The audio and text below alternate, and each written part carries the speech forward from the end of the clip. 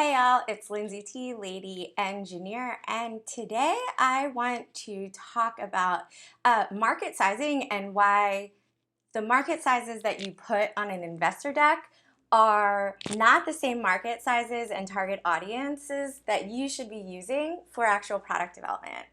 Okay, so let's start with market sizing for investor decks. Usually, in an investor deck, we have a slide that says, this is the total market. Maybe this is the total market spent on education technology. Then there's like a serviceable market, which is like, this is the total that is spent at public schools. And then there's like a target market, which is smaller, which is this is the total amount spent at public schools which have a music program or a marching band.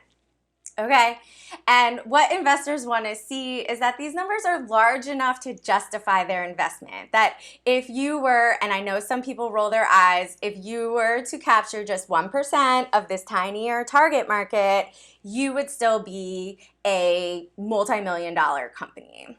Okay, so now I want to talk to you about what target market, user personas, your target user means when you start developing technology. The name of the game for building your minimal viable product or your first iteration is to develop a prototype that demonstrates the minimum amount of features that show your value proposition for the least amount of money possible. And I know I have some other videos on this idea, so I'll link to those in the comments or put a card over this video to link to those videos too. So the name of the game is the least amount of features and for the least price without spending too much money. Okay, now if we take something like the target market, which is the smallest market number that your investors want to see on your slide, that target market still needs to be like a 500 million, $1 billion industry, meaning that you're talking about millions and millions of people.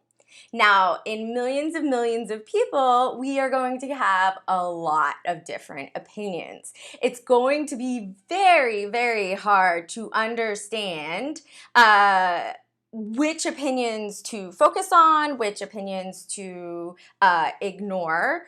And we've all seen, and maybe you have or haven't seen these graphs that are like a bell curve, where at the beginning of the bell curve, it is your like earliest adopters, and then in the middle is your like average user.